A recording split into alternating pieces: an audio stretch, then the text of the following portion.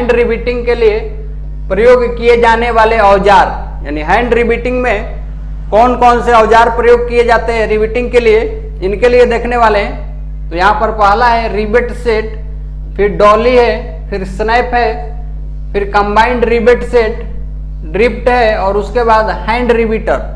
अभी एक एक करके इन सारे टूल्स के बारे में हम लोग देखने वाले हैं और इनका यूज क्या होता है, इन सारे चीजों को करने वाले हैं। तो यहाँ पर अलग अलग क्वेश्चन भी पूछा जाता है इनसे रिलेटेड, तो एक एक करके डिस्कस करते चलते हैं हम लोग। सबसे पहला है रिबेट सेट। यहाँ पर फिगर में देखेंगे तो ये रिबेट सेट है। जब हम लोगों को दो प्लेट या दो सीट को या पतली सीट को रिबेट के द्वारा रिबीटिंग करना होता है, तो उसमें हम लोग जैसे मान लीजिए ये पहली सीट है और ये दूसरी सीट है, तो इन दोनों सीटों को सबसे पहले अच्छे से आपस में लाने के लिए, अच्छे तरह से दोनों को आपस में बिठाने के लिए जिस टूल का प्रयोग करते हैं उसको हम लोग क्या बोलते हैं, रिबेट सेट। ये है, ये ऊपर वाला रिबेट सेट है, ये एक खोखला पंच के जैसा ही होता है, जिसमें ये होल बना होता है और इस तरह से हम लोग होल में रिबेट को डाल करके और फिर ऊपर से इसके हेड पर हैमर का चोट लगा करके और दोनों सीट को क्या करते हैं, पास पास में ला देते हैं। और नीचे से जो रिबेट का एक हेड बना हुआ होता है उसको सपोर्ट करने के लिए डॉली का प्रयोग करते हैं। ये नीचे वाला जो भाग है इसको डॉली बोलते हैं। ये रिबेट के हेड को सपोर्ट करने के लिए, ताकि रिबीटिंग के दौरान रिबेट का हेड क्षतिग्रस्त ना हो, खराब ना हो, इसके लिए नीचे से क्या करता है, सपोर्ट करता है। तो इसको हम लोग डॉली बोलते हैं। और ये ऊपर वाला ये जो टूल है इसको हम लोग रिबेट सेट बोलते हैं। और रिबेट सेट का काम क्या है, तो ये दो जो पतली सीटें या प्लेट है उनको हम लोग पास पास में लाने के लिए इसका प्रयोग करते हैं। यहाँ पर देखेंगे पॉइंट में, तो रिबेट सेट एक प्रकार का खोखला पंच होता है। इसका प्रयोग दो चादरों को निकट लाने के लिए किया जाता है। इसका प्रयोग थिन सीट में छोटे रिवेट्स को रिवेटिंग करने के लिए किया जाता है। यहाँ पर इसका यूज ध्यान रखना है। दो सीट को पास पास में लाने के लिए निम्न में से कौन सा टूल प्रयोग किया जाता है, तो उसके लिए हम लोग रिबेट सेट बोल सकते हैं। फिर रिबेट के हेड को सहारा देने के लिए कौन सा टूल, तो इसके लिए डॉली। नहीं तो रिबेट के हेड को क्षतिग्रस्त होने से बचाने के लिए कौन सा टूल प्रयोग करते हैं, तो डॉली। ये सारे क्वेश्चन पूछे जाते हैं, ध्यान रखना है। तो अभी इतना पॉइंट इसमें नोट डाउन कर लीजिए। फिर हम लोग डॉली के लिए देखते हैं। इसके बाद नेक्स्ट है डॉली। अभी डॉली के लिए देखेंगे तो यहाँ पर ये वाला जो ये रिबेट सेट है ऊपर से, और रिबेट सेट का क्या काम, तो इन दोनों प्लेट को या सीट को पास में लाने के लिए ये नीचे वाला जो पार्ट होता है जो हेड को सपोर्ट करता है, जो रिबेट का हेड बना होता है उसको सपोर्ट करने के लिए ऐसे जमीन में रख करके और रिबीटिंग करेंगे तो इसका हेड क्या हो जाएगा, घुस जाएगा जमीन में, मिट्टी में घुस जाएगा अगर सतह पे यूज कर रहे हैं तो।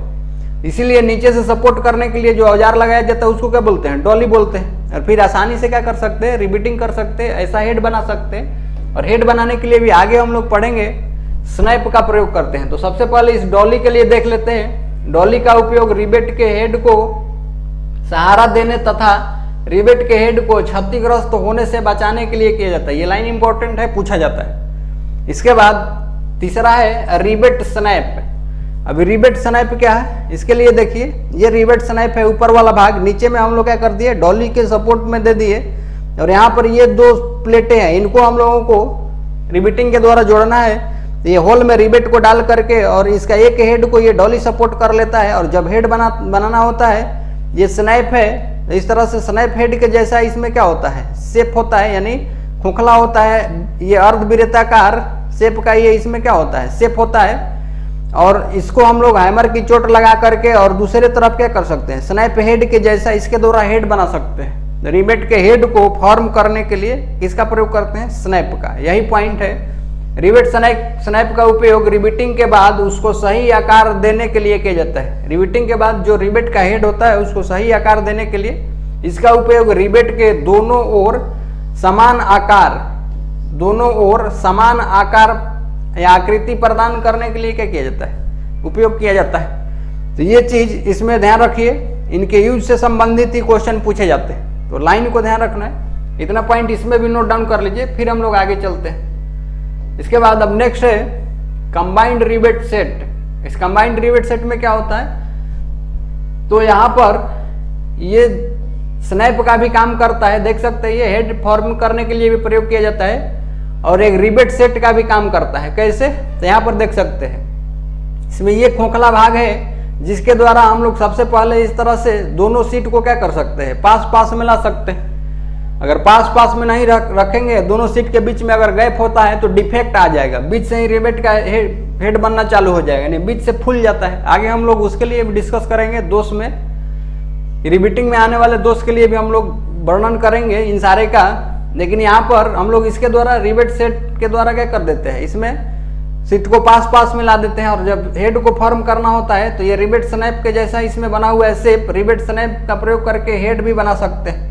तो यहाँ पर दोनों का कॉम्बिनेशन है, रिवेट सेट का है और स्नैप का, दोनों का प्रयोग कर सकते हैं। इसी तरह से ये दोनों में ऑप्शन ये दिया हुआ है, स्नैप का भी और रिवेट सेट वाला भी। इसीलिए इसको हम लोग क्या बोलते हैं, कंबाइंड रिवेट सेट बोलते हैं। कंबाइंड दोनों होने की वजह से, स्नैप और रिवेट सेट का फंक्शन होने की वजह से इसे कंबाइंड रिवेट सेट बोला जाता है। इसमें एक लाइन है, this is a tool used for setting and forming the head.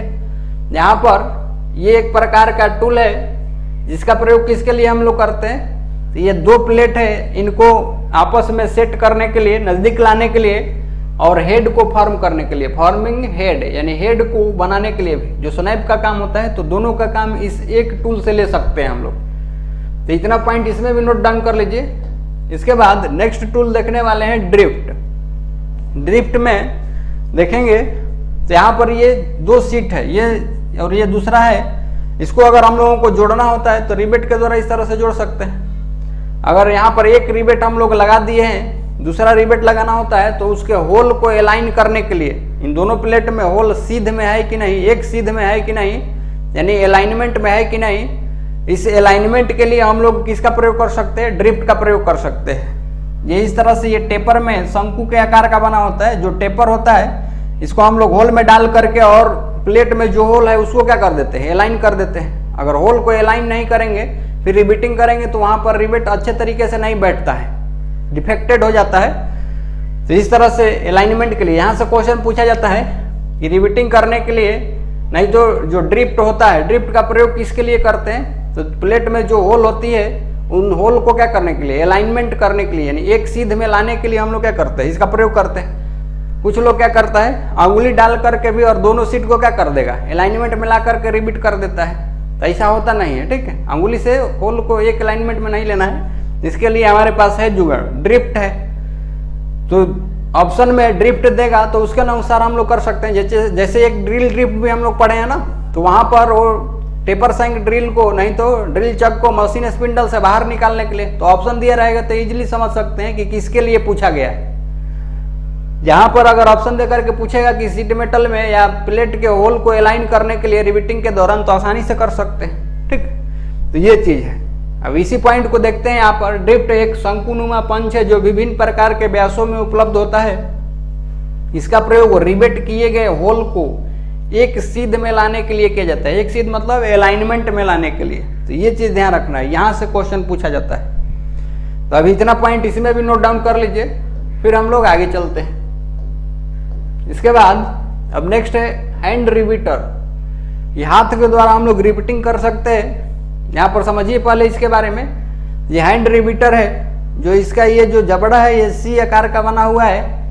यहाँ पर देखेंगे तो ये हैंडल है, इसको हम लोग पकड़ करके इस तरह से क्या करते हैं, दबाते हैं। तो ये एक प्रकार का लेबर है। ये लेबर को दबाने से ये वाला जो भाग है इसको हम लोग स्पिंडल बोलते हैं। एक ये स्पिंडल है और ये दूसरा ये स्पिंडल है।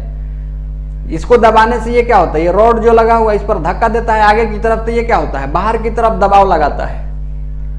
ये स्पिंडल नहीं तो इसको एनिविल बोला जाता है। इसको एनिविल को अगर इस तरह से दबाव में देंगे इस लेबर के द्वारा, तो ये क्या होता है, बाहर निकलता है। तो पतली सीट जो होती है और खास करके जो मुलायम धातुओं के रिवेट होते हैं, जैसे कॉपर का, तांबा और एल्युमिनियम के जो रिवेट होते हैं, इनके हेड को बनाने के लिए ज्यादा दबाव लगाने की आवश्यकता नहीं होती है।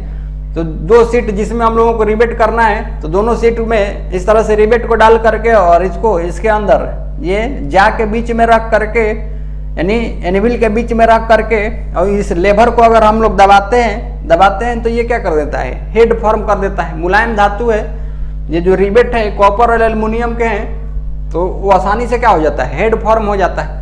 इसलिए इसको हैंड रिवीटर बोलते हैं। ये लेबर मैकेनिज्म के आधार पर काम करता है। यह लेबर मैकेनिज्म के सिद्धांत पर कार्य करता है, जब हम हैंडल को दबाते हैं तो इसके एनिविल पर दबाव पड़ता है, इसके एनिविल को बदला भी जा सकता है। ये एनिविल पर दबाव पड़ता है, जैसा शेप बनाना होगा वैसा, जैसे स्नैप हेड का बनाना है तो इसमें ये हाफ राउंड बना सकता है, नहीं तो कोई और पैन हेड जैसा बनाना है तो इसके ये जो एनिविल है इनको चेंज भी कर सकते हैं। जैसा हेड फॉर्म करना होगा रिबेट का वैसा हम लोग फॉर्म कर सकते हैं ये हैंड रिबीटर के द्वारा।